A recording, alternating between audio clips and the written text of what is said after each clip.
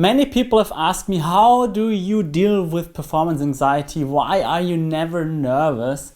And yeah, let me tell you honestly, it hasn't always been that way. I've just been recording here some videos for my membership platform, and people repeatedly have asked me, how do I solve this problem?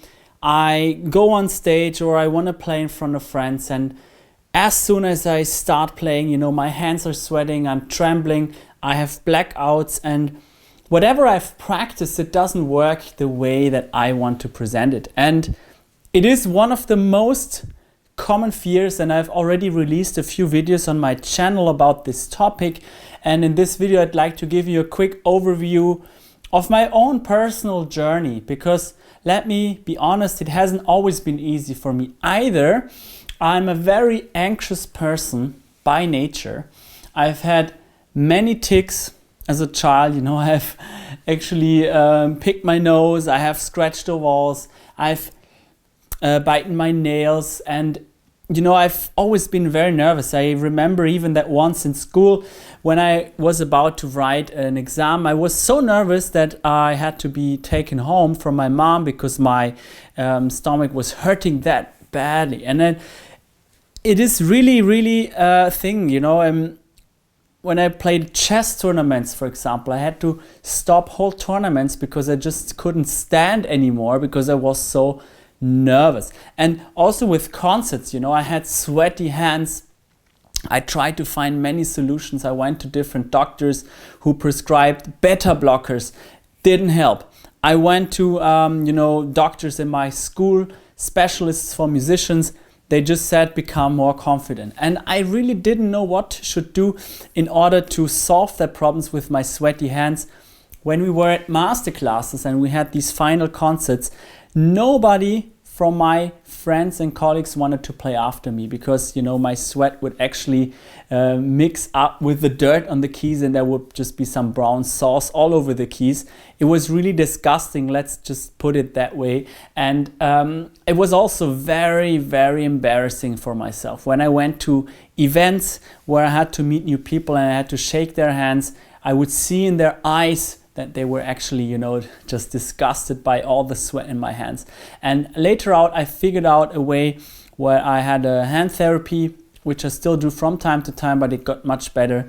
But the hand problem was just one symptom of my thing. And let me be honest, I'm still nervous. When I'm recording this video for you now, I want it to perform. I want that people give it some likes, and I want people to take some benefits from it. So I'm still nervous about the reaction.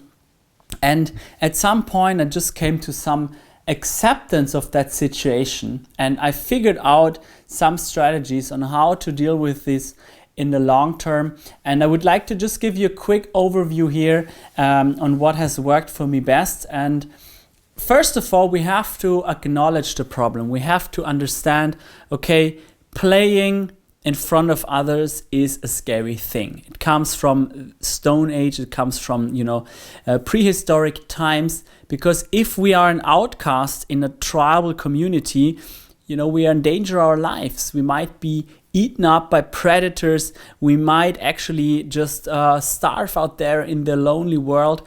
And it is still, just put in our brain this fear that we won't want to exclude it from the others. And of course, nowadays, it's not the case anymore that we will die if somebody doesn't like our performance, but it's still ingrained in our brains, and it is something we have to deal with. So we have to kind of understand where it comes from and that we all have it.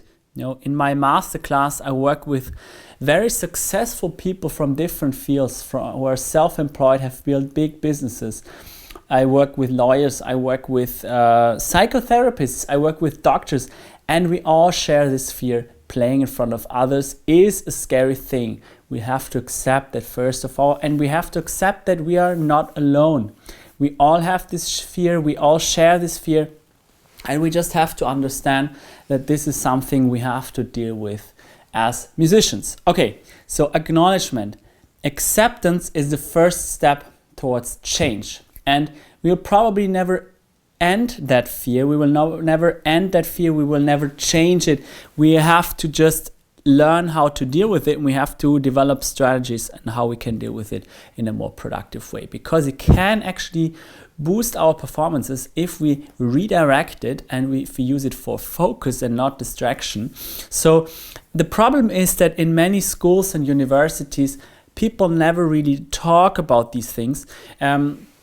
We talk only about the playing, and the two aspects that are too short in our education are the fear of performing and also the marketing as musicians, which is not for this video, but for this video we want to talk about the fear of performing. And that's why also we deal with that also in my master classes. The mindset is a very big component of your success as a musician. Even if you're an amateur or a beginner pianist, you really want to master your mind in a way that it works for you and not against you, right? This is a super important point here to make, and this is basically the first thing. Then we have to work on strategies for success. So of course we will have failures and we will make mistakes along the way. We will stay on plateaus. We will actually, feel frustrated with certain things, and we will also, embarrass ourselves in front of others. So we have to learn how can we actually stand up again. It's okay to make mistakes, it's okay to fall down, but we have to stand up quickly again. So we have to implement the right mindsets for these situations, that we can make long-lasting progress and that we are not too perfectionistic. Basically, we want to have quick feedbacks from the outside world that we can always improve on a quicker, in a fast, we get in this fast feedback loop, we can have quick feedback on our practice. That is very important. So we have to actually learn that it's okay if we're not perfect and that we just start doing things. So this is important for our mindset part. And then another part that is super important is that we develop long-term strategies. We are all built in a way as a species that we look for stressful situations. We look for things that can endanger us, because it has actually made us survive in a dangerous world. So we focus on negative things more than we focus on positive things, and that is okay, but we need to reinforce our positive thinking and our focus on also our successes and what we are thankful for and what our goals are, in order to become more productive and also more successful on stage, be it in your church or at family gatherings, when someone walks up to you and says, hey, can you just play something because I know you're learning the piano. You don't want to stand there and stumble and not know what to do, right? That is one thing. We need to develop the long-term strategies, and we also need short-term strategies when we are in those situations. And finally, we want to play, but then the heart starts racing, and we need strategies to get in the zone quickly. We need a right kind of approach for that day, how we deal with our health, how we deal with sleep, how we deal with food, and how we deal with our body when these things happen at the moment we want to start playing. And we also want to make sure that we have the right tools for our mind, that what we can do in the moment is bringing us back into the moment and doesn't distract us from giving our very best.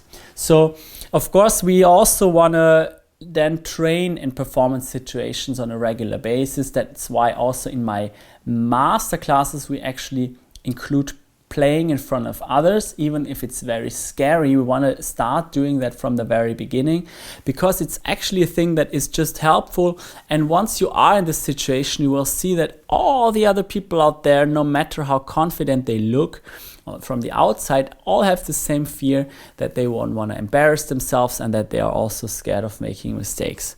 And the good news is I've just created a video course on overcoming performance anxiety. So I know that many of you out there are following me already for quite a while.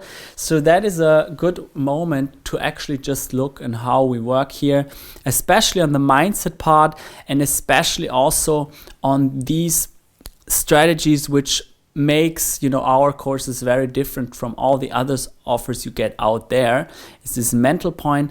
And you know, you can learn from someone like me who has been on stage, played all around the world, and you know, definitely knows how to deal with performance anxiety, because as I've said, I've had these situations myself and I have learned how to deal with them productively, be it in competitions and concerts, in private concerts, even in a studio recording. You know, we have just brought this here to life, the Bach Well-Tempered Clavier Book 2, which now is in the Apple charts top 10 for classical music. And that's why I've now created this course, which you can get. Just if you press this link here, you'll get to a page where you find some further information. It's a very quick entry into, you know, my cosmos of teaching piano, and it will really help you understand yourself better. It will help you understand your performances better, and it will help you really in the long path. This course can really change your life as a musician. Even if you're a pianist or non-professional violinist, wind player, singer, doesn't matter. This course can really help you to just make more out of your practice.